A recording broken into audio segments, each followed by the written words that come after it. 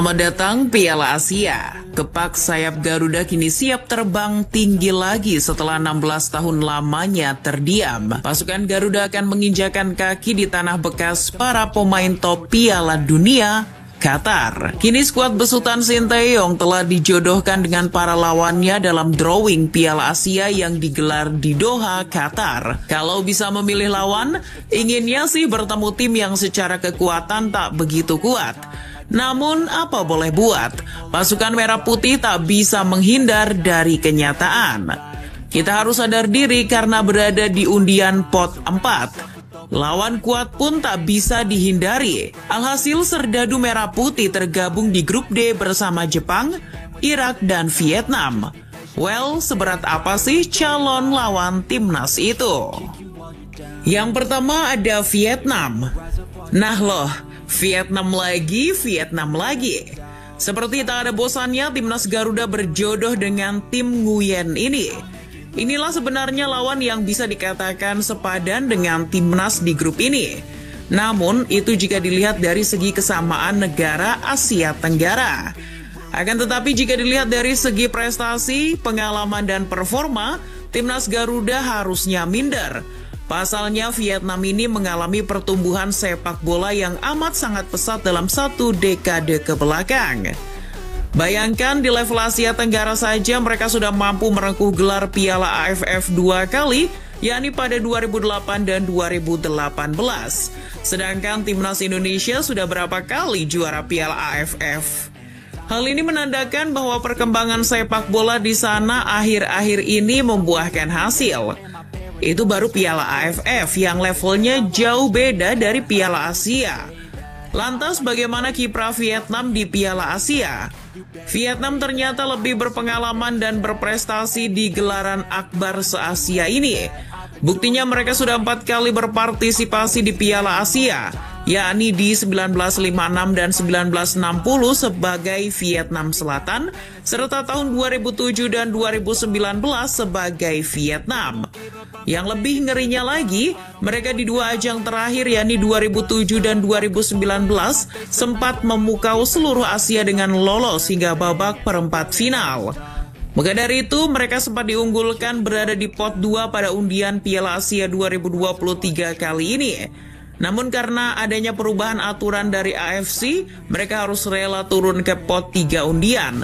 Hal itulah yang kini disesali Federasi Sepak Bola Vietnam. Terlepas dari itu semua, bagaimana peluang timnas Garuda menghadapi mereka? Secara head to head, kedua tim sudah bertemu 14 kali sejak 1993 silam. Timnas Garuda menang 3 kali, Vietnam menang 4 kali, dan 7 laga sisanya berakhir seri. Kemenangan timnas terakhir kali diraih pada 2016 silam di Piala AFF. Artinya, sudah 7 tahun Vietnam susah untuk dikalahkan. Termasuk beberapa tahun terakhir kala kita sering frustasi menghadapi Vietnam asuhan pelatih Park Hang-seo.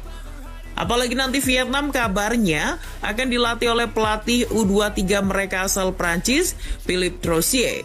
Menariknya, ia adalah mantan manajer Olympique Marseille tahun 2004. Fabien Barthez, Vicente Lizarazu, sampai Samir Nasri adalah beberapa mantan anak asuh Troussier ketika di Marseille.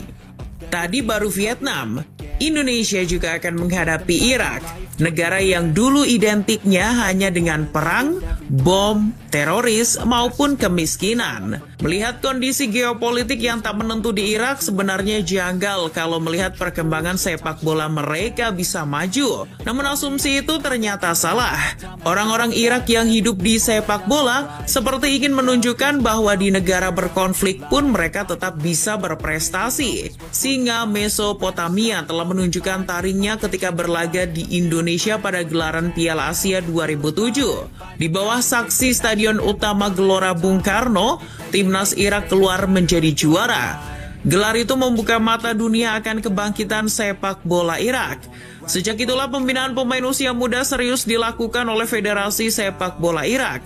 Mereka sadar lewat sepak bola negaranya dapat dibanggakan dunia. Terbukti setelah merasakan gelar juara di Jakarta itu, mereka tak pernah absen di gelaran Piala Asia. Bahkan sang singa selalu lolos dari fase grup.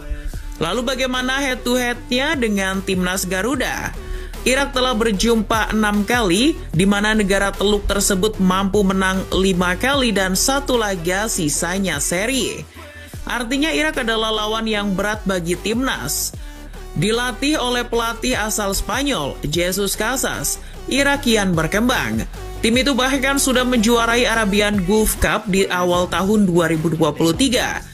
Yang membuat Irak kelihatan sangat ngeri adalah ternyata Casas adalah mantan match analyst Barcelona dari tahun 2014 hingga 2017. Ketika bekerja bersama Luis Enrique di Barcelona, ia turut meraih segudang trofi seperti Liga Champions Eropa, Copa del Rey, La Liga, hingga Piala Dunia antar klub. Ia juga pernah menjadi asisten sang entrenador di timnas Spanyol pada 2018 silam dan membawa Spanyol ke semifinal Euro 2020. Dan kontestan terakhir di grup ini tak usah diragukan lagi kekuatannya di Asia. Mereka adalah tim Samurai Biru, Jepang. Lama sudah timnas Garuda tak bersua tim negeri Sakura tersebut, karena terakhir kali timnas berjumpa adalah pada tahun 1989 silam ketika kualifikasi Piala Dunia. Dan saat itu timnas dicukur 5-0. Kalau masalah head-to-head, Jepang unggul segalanya atas timnas Garuda. 8 kali bertemu, Jepang menang 6 kali. Indonesia hanya pernah menang sekali dan 1 kali hasilnya seri. Loh, kapan Indonesia menang? Wajar banyak orang yang nggak tahu, karena kemenangan itu lahir di zaman Orde Baru, yakni tahun 1972 dengan skor 1-0. Namun bukan hanya sekedar head-to-head saja, lihat juga perkembangan kekuatan sepak bola Jepang. Mereka tak hanya moncer di Asia, namun juga dunia. Tak usah jauh-jauh melihat keperkasaan timnas Matahari Terbit. Di ajang Piala Dunia 2022 lalu saja mereka sukses mencapai babak 16 besar. Bahkan mereka pun di fase grup menjadi juara mengangkangi tim sekelas Spanyol dan Jerman. Euforia Piala Dunia itu bagi Jepang menjadi salah satu faktor yang bikin semangat mereka tambah membara di kompetisi ini. Lalu kiprah Jepang di Piala Asia bagaimana? Mereka telah juara 4 kali, yakni pada 1992, 2000, 2004, dan yang terakhir 2011. Kekalahan menyakitkan di final edisi terakhir 2019 lalu atas Qatar membuat mereka penasaran dan menggebu-gebu untuk meraih mahkota di edisi Piala Asia 2023 ini. Meski dilatih pelatih lokal Hajime Moriyasu, Jepang tetaplah Jepang dengan segala kumpulan pemain terbaik yang solid secara tim. Mereka sedari dulu selalu mencetak bibit muda terbaik yang malang melintang di liga top dunia. Seperti misalnya Koarumi Toma, Takehiro Tomiyasu, Takefusa Kubo, sampai Takumi Minamino dan Ritsu Doan. Bagaimanapun, Jepang adalah unggulan juara di Piala Asia kali ini. Dan hati-hati saja bagi kontestan di grup ini.